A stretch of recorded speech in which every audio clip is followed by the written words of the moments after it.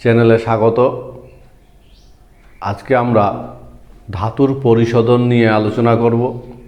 আগের ক্লাসগুলোতে আকরিক সিলেকশন, আকরিক থেকে অশুদ্ধ ধাতু নিষ্কাশনের বিভিন্ন পদ্ধতি পড়েছি।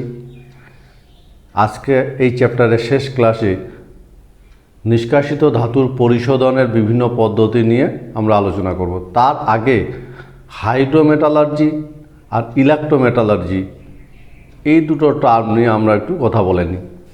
ইলেক্ট্রোমেটালার্জি,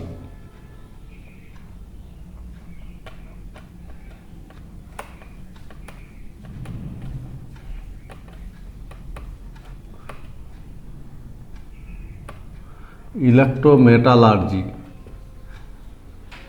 জেনেছ? বলো তো ইলেক্ট্রোমেটালার্জি। এটা একটা পদ্ধতি ধাতু নিষ্কাশনের। তীব্র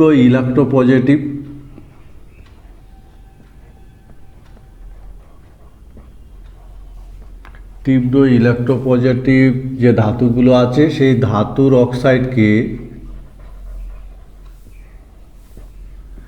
ধাতুর অক্সাইডের কার্বন বিজারণ হয় না, তাই তো আমরা দেখি যে এটা তাদের কার্বন বিজারণ পদ্ধতিতে নিষ্কাশন করা যায় না। তাই এদের ক্ষেত্রে আমরা কি করি? এদের ক্ষেত্রে ইলেক্ট্রোমেটালার্জি পদ্ধতি প্রয়োগ করা হয়। ইলেক্ট্রোমেটালার্জি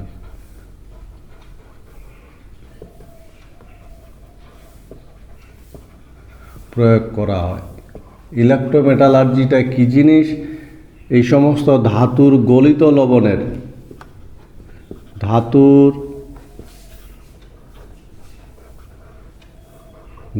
লবণের তড়িৎ বিশ্লেষণ করা হয়।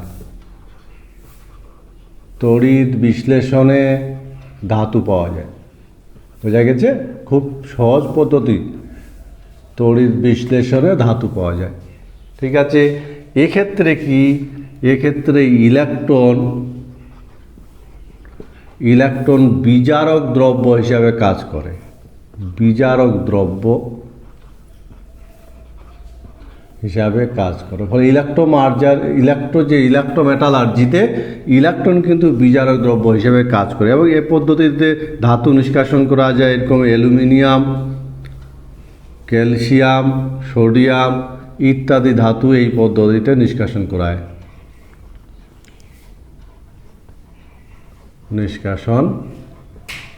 করা হয়। বোঝা গেছে? ফলে ইলেক্ট্রোমেটালার্জি হলো ধাতু নিষ্কাশনের একটা পদ্ধতি, যে পদ্ধতিতে আমরা ইলেক্ট্রোপজিটিভ ধাতুর নিষ্কাশন করে থাকি। এই সমস্ত ধাতুর যে অক্সাইডগুলো আছে তাদের কার্বন বিজারণ পদ্ধতি প্রয়োগ করা যায় না, কারণ এদের তীব্র ইলেক্ট্রোপজিটিভ আর অক্সিজেনের প্রতি এদের তীব্র আসক্তি থাকায় কার্বন দ্বারা এদের বিজারিত করা যায় না। এদের জন্য ইলেক্ট্রোমেটালার্জি পদ্ধতি প্রয়োগ করা হয়। এদের গলিত দ্রবণের তড়িৎ বিশ্লেষণ করে ধাতুটা পাওয়া যায়। এক্ষেত্রে ইলেকট্রন বিজারক দ্রব্য হিসাবে কাজ করে, ধাতুর আয়নটাকে বিজারিত করে সোডিয়াম, অ্যালুমিনিয়াম, পটাশিয়াম ইত্যাদি ধাতুর মতন তীব্র ইলেক্ট্রোপজিটিভ ধাতুগুলোকে আমরা এই পদ্ধতিতে নিষ্কাশিত করে থাকি। আরেকটা পদ্ধতি আছে যাকে হাইড্রোমেটালার্জি বলে। হাইড্রোমেটালার্জি সাধারণত কম সক্রিয় ধাতু হাইড্রোমেটালার্জিতে আমরা প্রয়োগ করে। হাইড্রোমেটালার্জি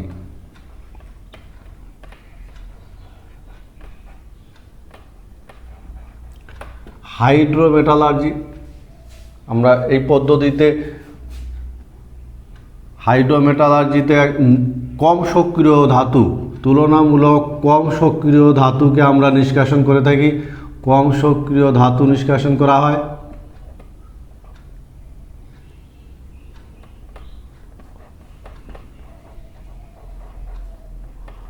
কম সক্রিয় ধাতু এই পদ্ধতিতে নিষ্কাশন করা হয়। মনে থাকবে কি করা হয়? প্রথমে উপযুক্ত দ্রাবকে যুক্ত করা হয়। উপযুক্ত দ্রাবকে, মনে রাখবে, উপযুক্ত দ্রাবকে আকরিক দ্রবীভূত করা হয়। আকরিক দ্রবীভূত করা হয়। বুঝা গেছে? আবার বলছি কি বললাম, যে উপযুক্ত দ্রাবকে আকরিক দ্রবীভূত করা হয়, কি করা হয়, অধিক সক্রিয় ধাতু দ্বারা, অধিক সক্রিয় ধাতু দ্বারা কম সক্রিয় ধাতুকে প্রতিস্থাপিত করা হয়। কম সক্রিয় ধাতু প্রতিস্থাপিত করা হয়, মনে থাকবে, প্রতিস্থাপিত করা হয়। ঠিক আছে, টেকনিকটা কী তাহলে? হাইড্রোমেটালার্জি, যে কম সক্রিয় ধাতুকে অধিক সক্রিয় ধাতু দিয়ে প্রতিস্থাপিত করা হয়। তার জন্য কি করা হয়, উপযুক্ত দ্রাবকে আগে আকরিকটাকে দ্রবীভূত করা হয়। যেমন উদাহরণ হিসাবে যদি আমরা দেখি, খুব ভালো একটা টেকনিক, যেমন নিম্নমানের আকরিক থেকে, নিম্নমানের কপার এর আকরিক থেকে, বুঝতে পেরেছ, নিম্নমানের কপারের আকরিক থেকে আমরা কপার নিষ্কাশন করি, কপার নিষ্কাশন করা হয়। কি করা হয়? প্রথমে আকরিককে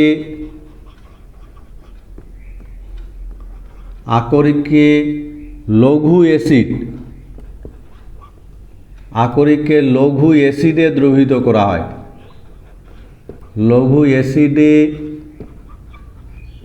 দ্রবীভূত করে পরিশ্রুত করা হয়, ফিল্টার করা হবে, হলো, বোঝা গেছে নিশ্চয়ই? লঘু অ্যাসিডে আকরিকটাকে দ্রবীভূত করে আমরা ফিল্টার করে নিলাম। প্রাপ্ত যে আমরা পরিশ্রুতটা পেলাম, কপার আয়ন থাকে,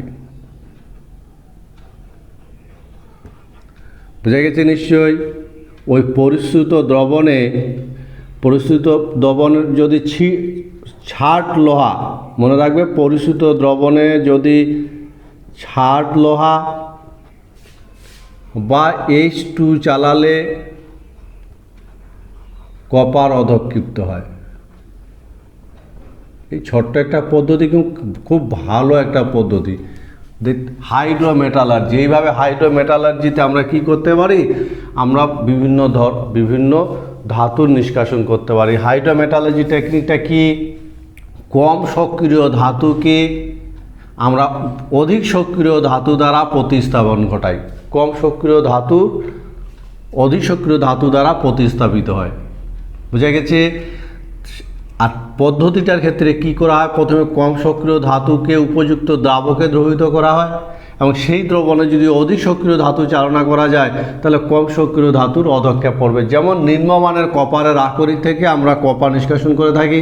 প্রথমে কপারের আকরিককে লঘু অ্যাসিডে দ্রবীভূত করা হয়, তারপরে সেই দ্রবণটাকে ফিল্টার করা হয়, এবং ফিল্টার করার পর প্রাপ্ত পরিশ্রুতিতে কপার আয়ন থাকে। সেই দ্রবণে যদি ছাট লোহা বা হাইড্রোজেন চালনা করা যায় তাহলে সেক্ষেত্রে কিন্তু কপারের অধক্ষেপ পড়বে। এক্ষেত্রে যে সংগঠিত বিক্রিয়াগুলো, Cu+2 plus iron, Fe+2 plus copper, এই কপারে অধক্ষেপ পড়বে, মনে থাকবে কথাটা। অথবা আমরা যদি কি হবে, Cu+2 প্লাস H2 Cu+2Hi, এইভাবে কপার ছাট লোহা যুক্ত করলে হবে, হাইড্রোজেন যুক্ত করলেও কিন্তু কপারে অধক্ষেপ পড়বে। কেন কপারে অধক্ষেপ পড়ে? কারণ কপার এর E0 আয়রন অপেক্ষা বা হাইড্রোজেন অপেক্ষা বেশি, মনে থাকবে কথাটা। E0 এর মান বেশি, ফলে আয়রন হাইড্রোজেন দুটোই কপারকে বিজারিত করে, দুটোই কপার+2কে বিজারিত করে, বোঝা গেছে নিশ্চয়ই? ফলে এইভাবে আমরা কপার ধাতু নিষ্কাশন করে থাকি, বোঝা গেছে? তাহলে এই পদ্ধতিটাকে বলা হয় হাইড্রোমেটালার্জি। তোমরা বলতে পারবে হাইড্রোমেটালার্জিতে কপার নিষ্কাশনের সময় নিম্নমানের কপারের আকরিক কার সঙ্গে মিশিয়ে দ্রবণ তৈরি করা হয়? জারণ দ্বারা, অধাতু, মনে রাখবে, জারণ দ্বারা অধাতুর নিষ্কাশন।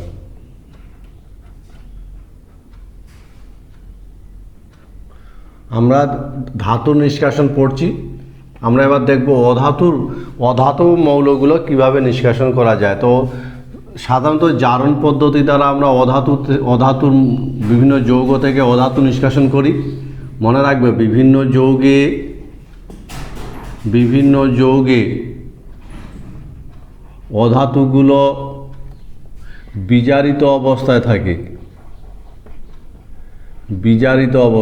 তার বিভিন্ন যৌগে অধাতুগুলো বিজারিত অবস্থায় থাকে। ঠিক আছে, সংশ্লিষ্ট যৌগের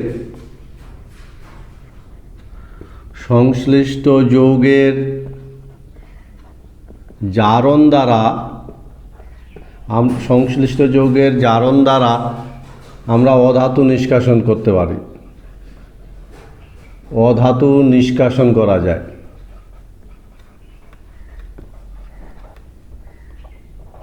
বোঝা গেছে? তাহলে জারণ দ্বারা আমরা একটা অধাতু মৌলের নিষ্কাশন করার চেষ্টা করব। মনে রাখবে বিভিন্ন যৌগে অধাতু মৌলগুলো যে থাকে তারা বিজারিত অবস্থা থাকে। সেই সংশ্লিষ্ট যৌগটাকে যদি জারিত করা যায় তাহলে আমরা সেই অধাতু মৌলটাকে শনাক্ত করতে পারি। উদাহরণ হিসাবে যদি আমরা দেখি তাহলে যেমন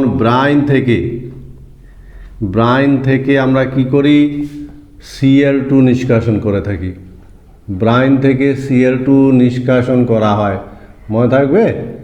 ব্রাইন কাকে বলে জানো তো? ব্রাইন কি জিনিস? ব্রাইন হলো NaCl এর গাঢ় জলীয় দ্রবণ, প্রায় 28% গাঢ় জলীয় দ্রবণকে ব্রাইন বলে। এই ব্রাইন থেকে আমরা Cl2 নিষ্কাশন করি। বোঝা গেছে? আর সংশ্লিষ্ট বিক্রিয়াটা কি? Cl- প্লাস H2O তৈরি হবে Cl2 plus H2 plus OH-। এই বিক্রিয়াটা জারণ বিক্রিয়াটা সংঘটিত হয়। এটি একটি কি? এটি জারণ বিক্রিয়া। বুঝতে পেরেছ? টেকনিকটা দেখো কীরকম। এটা একটা জারণ বিক্রিয়া, কিন্তু আমরা একে কি এই বিক্রিয়াটি মনে রাখবে, এই বিক্রিয়াটি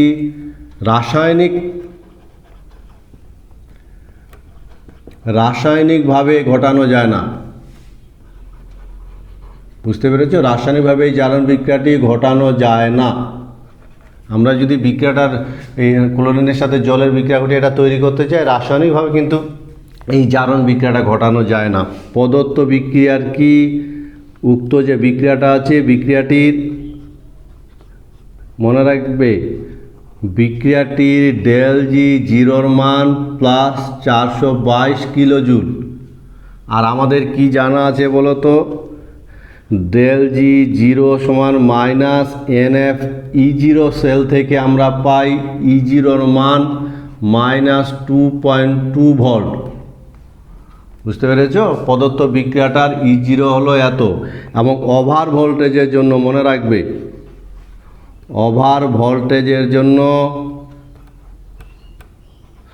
EMF এর মান, তড়িৎচালক বলের মান, সেটা কিন্তু 2.2 ভোল্ট। মনে রাখবে তড়িৎচালক EMF এর মান 2.2 ভোল্ট অপেক্ষা বেশি হয়, ভোল্ট অপেক্ষা বেশি হয়। বোঝা গেছে? এবং এইভাবে ঘটনা ঘটবে, এবং আমরা কি করব? জারণ পদ্ধতিতে কিন্তু ক্লোরিন পাই। কি হয়?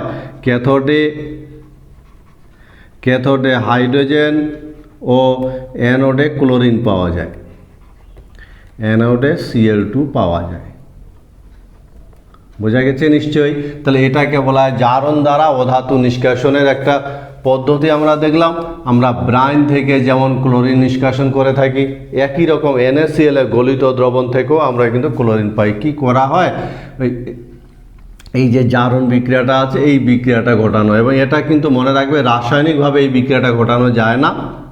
তড়িৎ বিশ্লেষণ পদ্ধতিতে আমরা এই বিক্রিয়াটা ঘটাই, এবং এক্ষেত্রে ΔG0 মান এত এবং E0 মান এত। এইভাবে করে আমরা ক্যাথোডে হাইড্রোজেন পাই, আর অ্যানোডে আমরা ক্লোরিন পাই। আমরা যদি বিক্রিয়াটা দেখি, যেমন মনে করো ক্যাথোড বিক্রিয়া কী হবে বলো তো?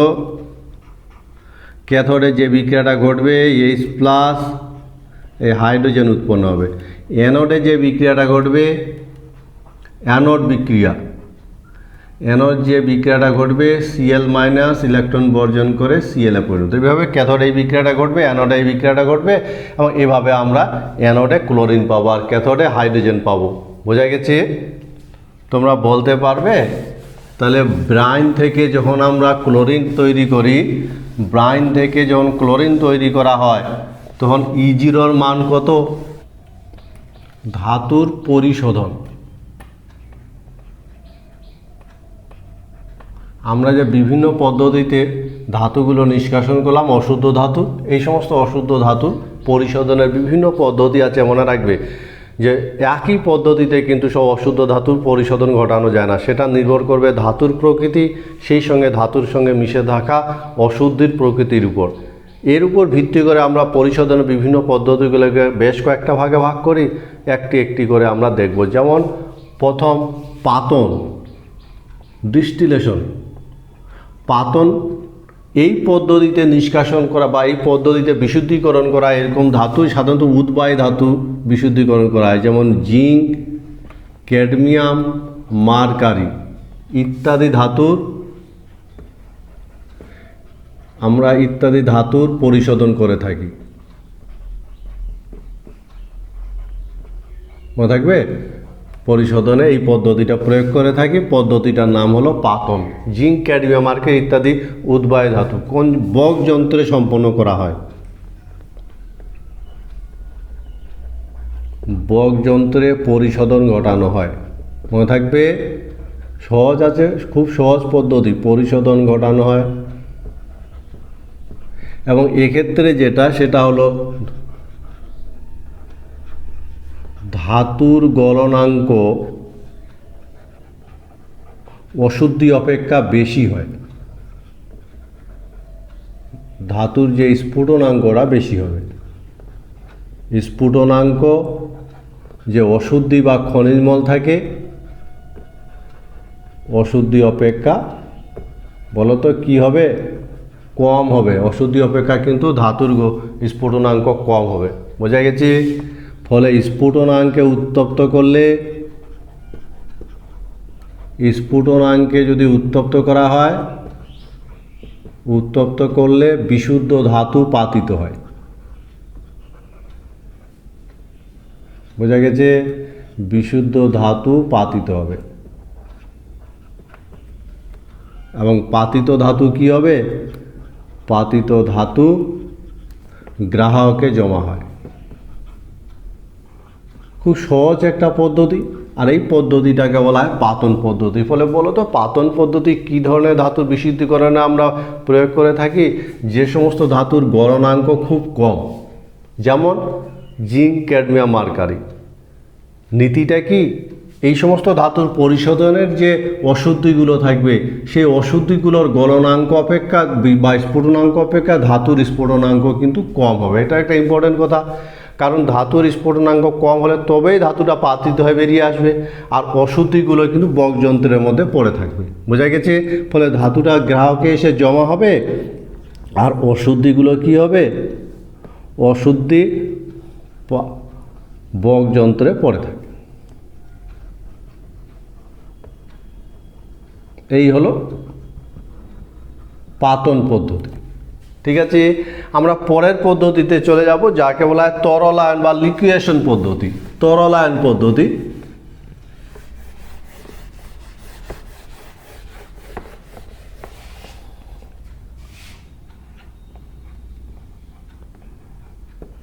তরলায়ন পদ্ধতি কি? কোন ধাতুর বলো তো? তরলায়ন পদ্ধতিতে কোন ধাতুর আমরা পরিশোধন করতে পারি? সাধারণত টিন, লেড ইত্যাদি ধাতুর পরিশোধন করা হয়।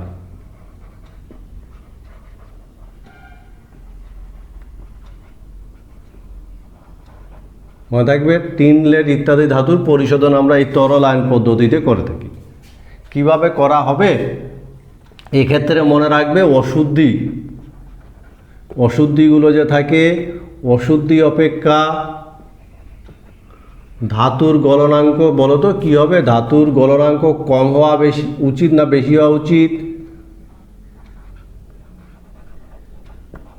ও তরলায়ন পদ্ধতি, আমরা মিশ্রণটাকে, অশুদ্ধ মিশ্রণটাকে তরলে পরিণত করব, এবং তরলে পরিণত করলে সেই তরল মিশ্রণ থেকে ধাতু, বিশুদ্ধ ধাতু পৃথক হয়ে যাবে। তাহলে অবশ্যই অশুদ্ধি অপেক্ষা ধাতুর গলনাঙ্ক কম হবে, তাই কিনা বলো? তবে তো ধাতুটা গলে পৃথক হয়ে যাবে।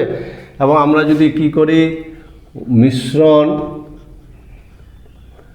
মিশ্রণকে ধাতুর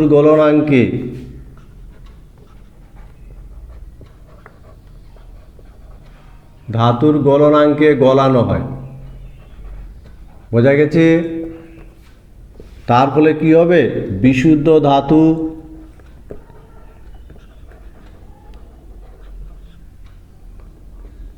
গলিত অবস্থায় পৃথক হবে।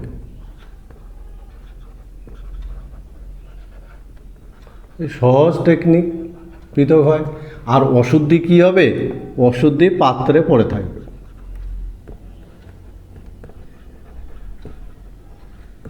এই হলো টেকনিকটা, খুব সহজ। দেখো, তরলায়ন পদ্ধতি, টিন, লেড ইত্যাদি ধাতুর পরিশোধন এই পদ্ধতিতে করে থাকি। নীতিটা হলো অশুদ্ধির তুলনায় ধাতুর গলনাঙ্ক কম হবে, এবং ধাতুর গলনাঙ্কে যদি আমরা উত্তপ্ত করি তাহলে গলিত ধাতু কী হবে?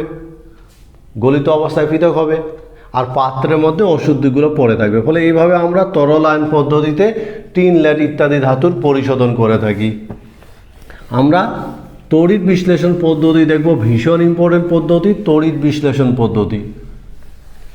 তড়িৎ বিশ্লেষণ পদ্ধতি, বেশ কিছু ধাতু এই পদ্ধতিতে আমরা পরিশোধন করে থাকি।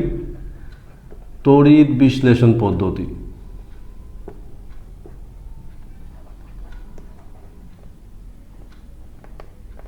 বোঝা গেছে? তড়িৎ বিশ্লেষণ পদ্ধতি, কোন ধাতু তড়িৎ বিশ্লেষণ করা হয়? অ্যালুমিনিয়াম, কপার, জিঙ্ক ইত্যাদির পরিশোধন করা হয়। ইত্যাদি ধাতুর পরিশোধন করা হয়, মনে থাকবে তো? এর নীতিটা কি? অশুদ্ধ ধাতু আমরা কি করি? অ্যানোড হিসাবে, অশুদ্ধ ধাতুর অ্যানোড ব্যবহার করা হয়। অশুদ্ধ ধাতুর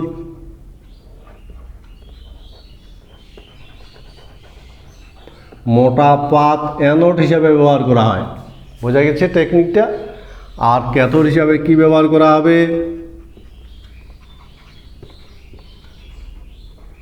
ক্যাথোড হিসাবে বিশুদ্ধ ধাতু,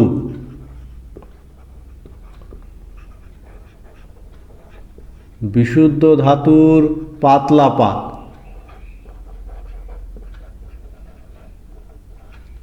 ঠিক আছে? তড়িৎ বিশ্লেষক হিসাবে তাহলে কি নেওয়া যাবে বলো তো? তড়িৎ বিশ্লেষক হিসাবে ধাতুর জলে দ্রাব্য লবণ নিয়ে যদি তড়িৎ চালনা করা যায় তাহলে ক্যাথোডে কিন্তু বিশুদ্ধ ধাতু পাবো। তো ফলে কি বিক্রিয়াটা কি হবে? সংগঠিত বিক্রিয়া, অ্যানোড বিক্রিয়া। এইভাবে কিন্তু আমরা তড়িৎ বিশ্লেষণ পদ্ধতিতে ধাতুর বিশুদ্ধীকরণ করে থাকি, এবং প্রায় 100% কাছাকাছি বিশুদ্ধ ধাতু পাওয়া যায়। ফলে অ্যানোড বিক্রিয়া কি হবে বলো তো? তড়িৎ বিশ্লেষণ পদ্ধতিতে যে আমরা ধাতুর পরিশোধন করি, অ্যানোডে যে বিক্রিয়াটা ঘটবে, এই বিক্রিয়াটা ঘটবে। ক্যাথোডে যে বিক্রিয়াটা ঘটবে সেই বিক্রিয়াটা কীরকম হবে? ক্যাথোডে সংগঠিত বিক্রিয়া, এই বিক্রিয়াটা, বোঝা গেছে? আর সেই সঙ্গে মনে রাখবে যে ইলেকট্রোপজিটিভ ধাতু,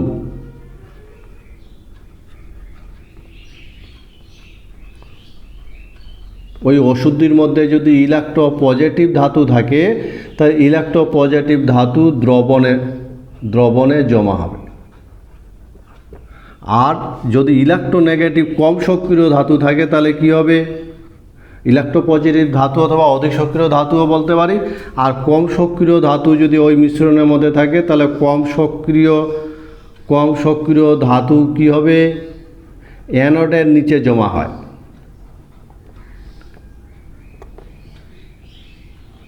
অ্যানোডের নিচে জমা হবে। বুঝতে পেরেছ? একে কি বলে? একে অ্যানোড মাঠ বলে।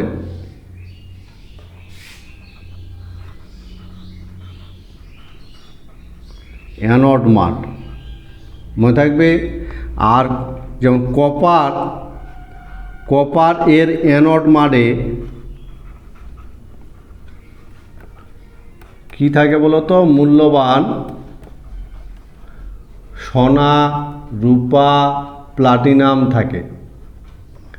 এই হলো তড়িৎ বিশ্লেষণ পদ্ধতিতে আমরা কি করি? তড়িৎ বিশ্লেষণ পদ্ধতিতে অ্যালুমিনিয়াম, কপার, জিঙ্ক অনেক ধাতুর পরিশোধন কিন্তু করা হয়। টেকনিকটা আমরা অ্যানোড হিসাবে অশুদ্ধ ধাতুর মোটা পাতকে ব্যবহার করব, আর ক্যাথোড হিসাবে ওই বিশুদ্ধ ধাতুর পাতলা পাতকে ব্যবহার করব, এবং ওই ধাতুর জলে দ্রাব্য লবণকে তড়িৎ বিশ্লেষক হিসাবে ব্যবহার করে যদি তড়িৎচালনা করে, তাহলে এই পদার্থ বিক্রিয়া সংঘটিত হবে, ক্যাথোড বিক্রিয়া, অ্যানোড বিক্রিয়া, এবং ক্যাথোডে আমরা বিশুদ্ধ ধাতু পাবো। এবং সেই সঙ্গে মনে রাখবে ওই মিশ্রণের মধ্যে যদি তীব্র সক্রিয় ধাতু থাকে তাহলে তারা দ্রবণে জমা হবে, এবং কম সক্রিয় ধাতু যদি থাকে তাহলে অ্যানোডের নিচে কাদার আকারে জমা হবে। তখন তাকে বলা হবে অ্যানোডের নিচে কিন্তু জমা হবে। কিসের আকারে জমা হবে? কাদার আকারে জমা হবে। তখন তাকে বলা হয় অ্যানোড মাঠ। যেমন উদাহরণ হিসাবে আমরা বলতে পারি কপারে অ্যানোড মাঠে গোল্ড, প্লাটিনাম, সিলভার ইত্যাদি মূল্যবান ধাতু পাওয়া যায়। এই হলো তড়িৎ বিশ্লেষণ পদ্ধতি। তোমরা বলতে পারবে যে তড়িৎ বিশ্লেষণ পদ্ধতিতে আমরা কপার নিষ্কাশনের ক্ষেত্রে অ্যানোড মাঠে কি কি মূল্যবান ধাতু পাওয়া যায়? জোন বা এলাকা পরিশোধন পদ্ধতি।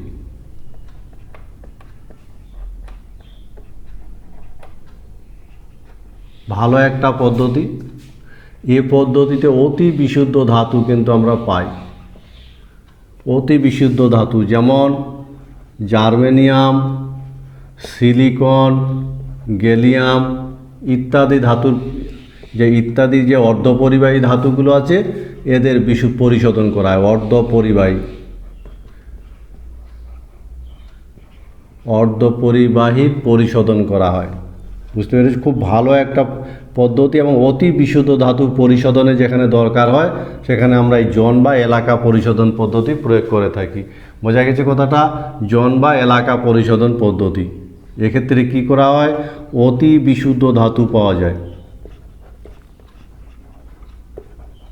বিশুদ্ধ ধাতু পাওয়া যায়।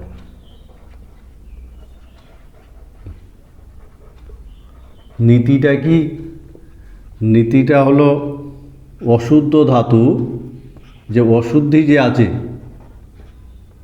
অশুদ্ধি কঠিন ধাতু অপেক্ষা গলিত ধাতুতে অধিক দ্রাব্য।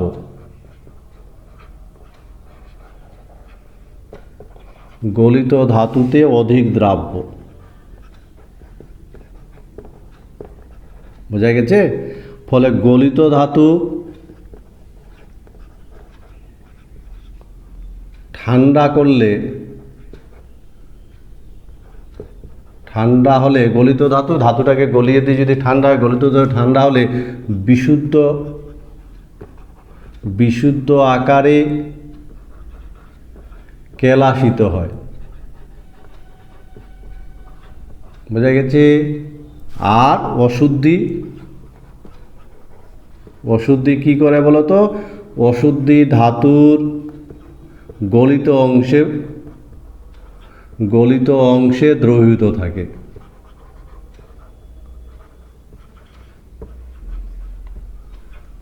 ফলে গলিত অংশটা কি করব? আমরা কঠিন ধাতু থেকে পৃথক করব।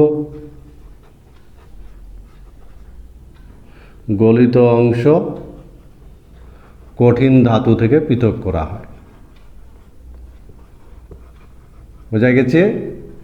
পৃথক করা হয়। এই হলো জোন বা এলাকা পরিশোধন পদ্ধতি। মনে রাখবে এই পদ্ধতিটা সাধারণত নিষ্ক্রিয় পরিবেশে ঘটানো হয়। নিষ্ক্রিয় পরিবেশে। কেন নিষ্ক্রিয় পরিবেশে ঘটানো হয়? নিষ্ক্রিয় পরিবেশে ঘটানো হয়। কেন? জারণ রোধে, জারণ ঘটতে পারে, সেই জারণ রোধে নিষ্ক্রিয় পরিবেশে ঘটানো হয়। উদাহরণ হিসাবে যদি আমরা বলি তাহলে মনে রাখবে জার্মেনিয়াম, জার্মেনিয়াম এ অশুদ্ধি, এই ধরনের পরিশোধনের পর জার্মেনিয়ামে যে ওষুধি থাকে সেটা প্রায় 7 থেকে 10 ppm। বুঝতে পারছো? ppm এককে, শতাংশে আর বলা যায় না। 10 লক্ষ ভাগের মধ্যে মাত্র 7 থেকে 10 ভাগ ওষুধি থাকে, 10 লক্ষ ভাগে, পার্টস পার মিলিয়নে। মনে থাকবে? তাহলে জন বা এলাকা পরিশোধনের যে টেকনিকটা, এই টেকনিকটা কি করা হয়, এই ধরনের অশুদ্ধ যে দণ্ডটা আছে সেই অশুদ্ধি যে ধাতব দণ্ড তার উপর দিয়ে একটা হিটার চাপিয়ে দেওয়া হয়, এবং তার উপর দিয়ে যদি হিটার চাপিয়ে দেওয়া যায় তখন হিটারটাকে ধীরে ধীরে সরানো হয় এবং ধাতু গলতে গলতে চলে আসে। উল্টো দিকে ধাতুটা কঠিন হয়, অশুদ্ধিগুলো গলিত ধাতুতে মিশে থাকে এবং কঠিন ধাতু বিশুদ্ধি আকারে কেলাসিত হয়। টেকনিকটা বোঝাতে পারলাম? আবার বলছি, এই ধরনের জন বা এলাকা পরিশোধন পদ্ধতিতে এরকম ধাতুর একটা দণ্ড, অশুদ্ধ ধাতুর দণ্ডে একটা হিটার চাপিয়ে দেওয়া হয় এবং হিটারটাকে ধীরে ধীরে সরানো হয়, ফলে ধাতুটা গলতে গলতে চলে আসে আর পিছন দিকে ধাতুটা কেলাসিত হয়, বিশুদ্ধ আকারে পরিণত হয়, আর গলিত ধাতুর মধ্যে অশুদ্ধিগুলো মিশতে মিশতে চলে আসে। শেষ প্রান্তে তখন গলিত ধাতুটাকে কেটে পৃথক করে দেওয়া হয়। এই হলো জন বা এলাকা পরিশোধনের নীতি, এবং অতি বিশুদ্ধ ধাতু কিন্তু আমরা এই পদ্ধতিতে পাই। মনে থাকবে? আমরা পরের পদ্ধতিতে চলে যাব, বাষ্পদশা পদ্ধতি। ভালো একটা পদ্ধতি, বাষ্পদশা পদ্ধতি, যেখানে আমরা নিকেল, জার্কোনিয়াম, টাইটেনিয়াম ইত্যাদি ধাতুর বিশুদ্ধীকরণ করে থাকি। বাষ্পদশা পদ্ধতি।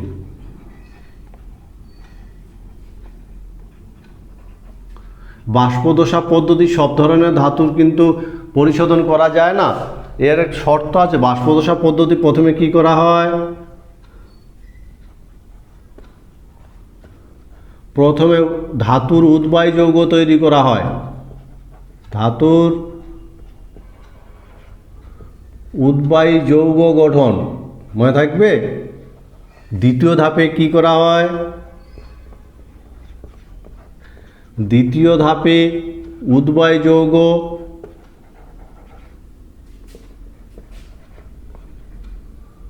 বেশি তাপমাত্রায়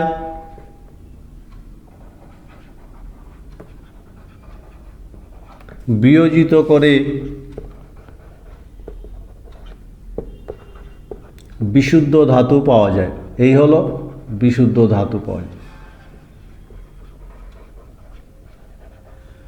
বোঝা গেছে টেকনিকটা? এক্ষেত্রে কিন্তু শর্ত, কি শর্ত, ধাতুটাকে উদ্বায়ী যৌগ তৈরি করতে হবে কম উষ্ণতায়, তারপর বেশি উষ্ণতায় আবার উদ্বায়ী যৌগটা কিন্তু বিয়োজিত হতে হবে। প্রথম হলো উদ্বায়ী যৌগ তৈরি করতে হবে, প্রথম শর্ত, আর দ্বিতীয় শর্ত হলো উদ্বায়ী যৌগকে যদি বেশি তাপমাত্রায় উত্তপ্ত করি তাহলে সেটাকে আবার বিয়োজিত হতে হবে।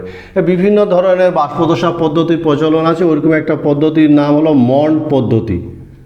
মন্ড পদ্ধতি, মনে থাকবে? আর মন্ড পদ্ধতিতে আমরা কি করি, নিকেল ধাতুর বিশুদ্ধীকরণ করা হয়, নিকেল বিশুদ্ধীকরণ করা হয়, নিকেল বিশুদ্ধীকরণ। বোঝা গেছে নিশ্চয়ই? কিভাবে সংগঠিত বিক্রিয়াটা ঘটে, প্রথমে নিকেলের সাথে অশুদ্ধ যে নিকেল, এটা অশুদ্ধ নিকেল,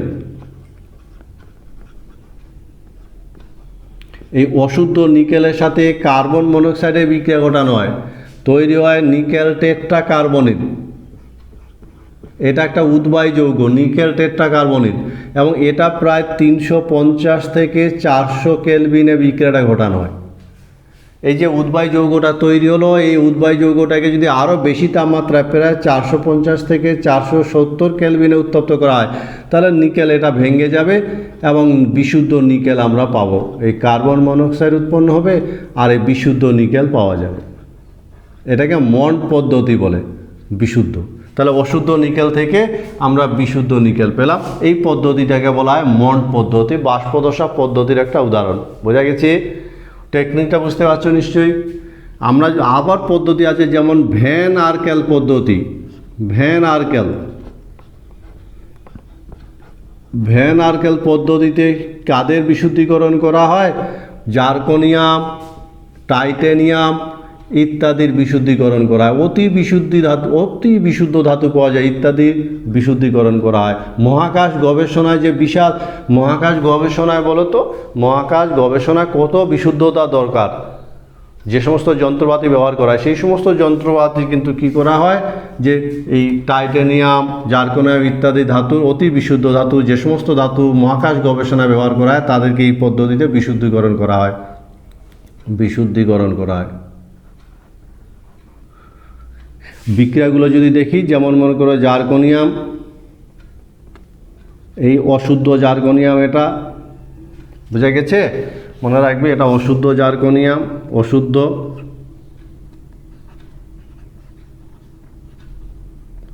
এর সাথে আয়োডিনের বিক্রিয়া ঘটানো হয় এবং প্রায় 873 কেলভিন, 873 কেলভিনের মতন উষ্ণতায়, তাহলে সেক্ষেত্রে জার্কনিয়াম এই যৌগটা উদ্বায়ী যৌগ তৈরি হবে। এবং এই উদ্বায়ী যৌগটাকে যদি আরও বেশি উষ্ণতা উত্তপ্ত করা হয়, যেমন প্রায় 1075 কেলভিনের কাছাকাছি, যদি 2075 কেলভিনের কাছাকাছি যদি উত্তপ্ত করা হয়, তাহলে জার্কনিয়াম আলাদা হয়ে যাবে, আয়োডিন বেরিয়ে যাবে এবং বিশুদ্ধ জার্কনিয়াম আমরা পাব। এইভাবে কিন্তু কি করা হয়, জার্কনিয়ামের বিশুদ্ধিকরণ করা হয়। বোঝা গেছে নিশ্চয়ই। আমরা দেখব টাইটানিয়াম, অশুদ্ধ টাইটানিয়াম। অশুদ্ধ টাইটানিয়ামের সাথে একই রকম যদি আয়োডিনের বিক্রিয়া ঘটানো হয়, এটা প্রায় 523 কেলভিনের কাছাকাছি, তাহলে সেক্ষেত্রে কিন্তু টাইটানিয়াম টেট্রাআয়োডাইড তৈরি হবে, যাকে প্রায় 1700 কেলভিনের কাছাকাছি যদি উত্তপ্ত করা যায়, তাহলে বিশুদ্ধ টাইটানিয়াম পৃথক হয়ে যাবে। এই পদ্ধতিগুলোকে বলা হয় ভ্যান আর্কাল পদ্ধতি। মনে থাকবে কথাটা, আমরা খুব সহজে কিন্তু এভাবে বাষ্পদশা পদ্ধতির অন্তর্গত ভ্যান আর্কাল পদ্ধতি জার্কনিয়াম, টাইটানিয়াম বিশুদ্ধিকরণ করে থাকি, আর মন্ড পদ্ধতিতে নিকেলের বিশুদ্ধিকরণ করে থাকি। বোঝা গেছে? খুব সহজ আছে পদ্ধতিগুলো, তোমরা বলতে পারবে যে ভ্যান আর্কেল পদ্ধতিতে যে জার্কনিয়ামের বিশুদ্ধিকরণে জার্কনিয়ামের সাথে কোন মৌলের বিক্রিয়া ঘটানো হয়? ক্রোম্যাটোগ্রাফি। খুব আধুনিক এবং খুব ভালো একটা পদ্ধতি, যে পদ্ধতিতে আমরা ধাতুর পরিশোধন করে থাকি। সাধারণত বিরল মৃত্তিকা ধাতুগুলো যে আছে, বিরল মৃত্তিকা ধাতুর পরিশোধন করা হয়।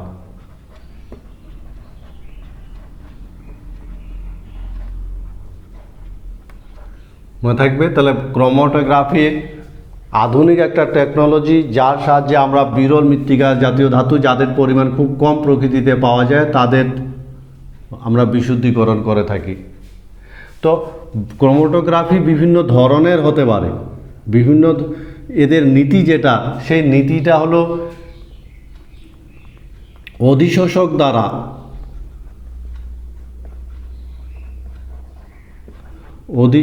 দ্বারা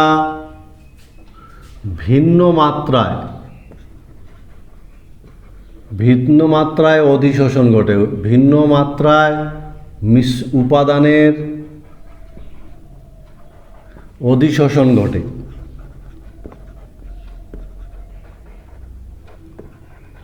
বোঝা গেছে?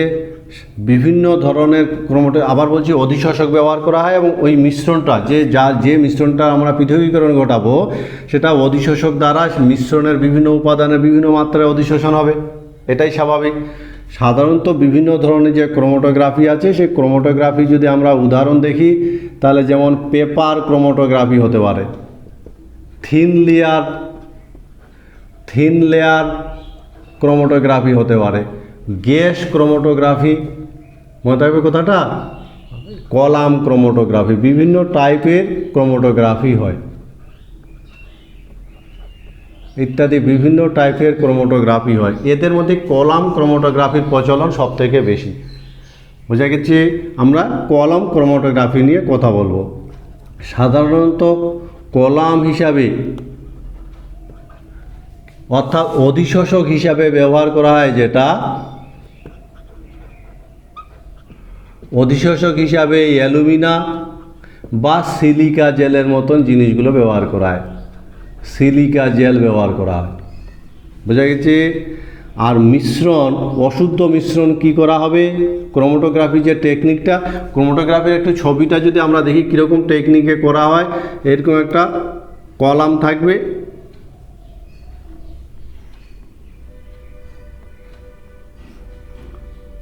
এইরকম কলামের মধ্যে যদি আমরা মিশ্রণটাকে ফেলে দেওয়া যায়, তাহলে সেক্ষেত্রে কিন্তু তারা আলাদা এরকম পটি তৈরি করবে, আলাদা আলাদা পটি তৈরি হবে। বোঝা গেছে, আলাদা লেয়ার তৈরি হবে, মিশ্রণটা আলাদা ভাগে ভাগ হয়ে যাবে, কারণ সব উপাদানকে এই কলামটা অধিশোষকটা সমান অধিশোষিত করবে না, কোনোটাকে বেশি অধিশোষিত করবে আর কোনোটাকে কম অধিশোষিত করবে।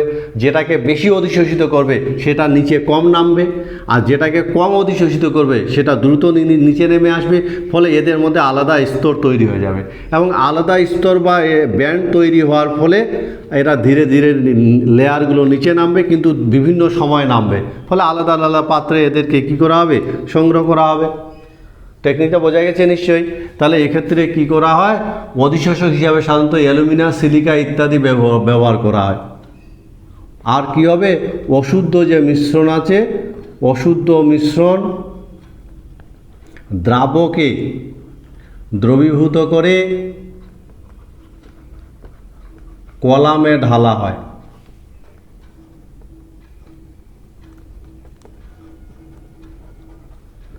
এর ফলে কি হবে, এরা পৃথক স্তর তৈরি করবে, পৃথক স্তর তৈরি হয়,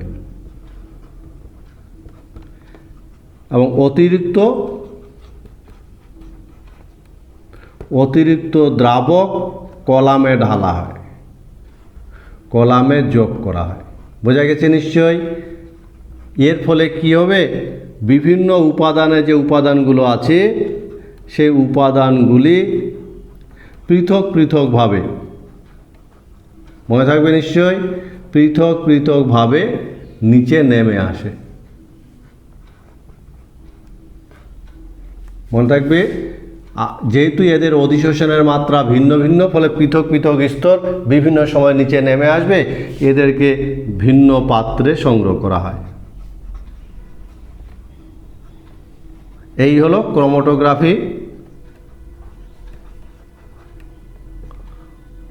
ক্রোমাটোগ্রাফির টেকনিকটা। বোঝাতে পেরেছি নিশ্চয়ই। তাহলে ক্রোমাটোগ্রাফির টেকনিকটা কি, যাদের পরিমাণ সাধারণত কম পাওয়া যায় তাদের জন্য আমরা এটা অ্যাপ্লাই করি। সাধারণত কলাম ক্রোমাটোগ্রাফির কথা যদি বলি, তাহলে একটা কলম ব্যবহার করা হয় যেটা অধিশোষক হিসাবে কাজ করে। সাধারণত অ্যালুমিনিয়াম, সিলিকা জেলকে আমরা কলাম হিসাবে ব্যবহার করি। আর যে মিশ্রণে উপাদানগুলো পৃথক করব তাদেরকে আমরা উপযুক্ত দ্রাবকে দ্রবীভূত করে দ্রবণ তৈরি করব। সেই দ্রবণটাকে যদি কলামের মধ্যে ঢেলে দেওয়া যায়, তাহলে ওই অধিশোষকের মধ্যে তারা ভিন্ন ভিন্ন মাত্রায় অধিশোষিত হবে, এবং তারা একটা ব্যান্ড বা পটি তৈরি করবে, অর্থাৎ আলাদা আলাদা স্তর তৈরি করবে।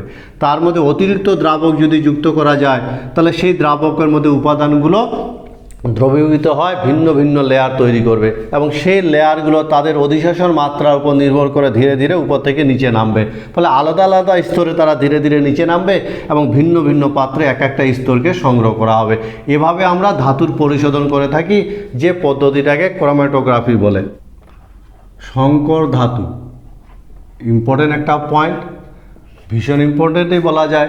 তোমরা জানো যে আধুনিক সভ্যতা কীভাবে ধাতু সংকর বা সংকর ধাতুর উপর দাঁড়িয়ে আছে, এবং ধাতুগুলোর কার্যকারিতা সংকর ধাতুর উপর নির্ভর করে, তাদের বিভিন্ন গুণগত মানের পরিবর্তন ঘটানো হয়। আমরা এরকম একটা সংকর ধাতুর বেশ কিছু সংকর ধাতু সম্পর্কে পরিচিতি নেব। মনে রাখবে, সংকর ধাতু বিভিন্ন 2 বা ততোধিক ধাতু দিয়ে তৈরি হয়, বিভিন্ন পার্সেন্টেজে এরা থাকে, শতাংশের বিচারে বিভিন্ন মানের হয়, কিন্তু এই শতাংশগুলো আমাদের মনে রাখতে হয় না, কোনো ধরনের পরীক্ষায় এরকম শতাংশ লিখতে দেয় না। ফলে উপাদানগুলোর নামগুলো আমরা শুধু মনে রাখার চেষ্টা করব। এরকম বেশ কিছু ধাতুর যদি আমরা সংকর ধাতুর নাম দেখি, তাহলে আমরা দেখব যেমন পিতল। সংকর ধাতুর যদি আমরা ছোট্ট একটা ধারণা নেওয়ার চেষ্টা করি, সবারই প্রায় জানা আছে, যেমন পিতল। বোঝা গেছে। উপাদানগুলো কি বলতো, যে পিতলের কি কি থাকে, মনে রাখবে কপার আর জিঙ্ক মিলে পিতল তৈরি হয়। তো বেশিরভাগ সংকর ধাতু কিন্তু কপার দিয়ে তৈরি হয়, মনে থাকবে এই কথাটা। কপারের পর মনে রাখবে ইলেকট্রন বলে একটা খুব ভালো সংখ্যক ধাতু আছে ইলেকট্রন, যেটাতে কি থাকে, কপার জিঙ্ক থাকে, তার সাথে ম্যাগনেসিয়াম যুক্ত হয়, এটাকে ইলেকট্রন বলে আরেকটা সংখ্যক ধাতু। এইভাবে মনে রাখার চেষ্টা করবে, খুব ইজি করে মনে রাখার চেষ্টা করবে। ইলেকট্রনের পর আবার জার্মান সিলভার বলে নাম শুনেছ নিশ্চয়ই, জার্মান সিলভার।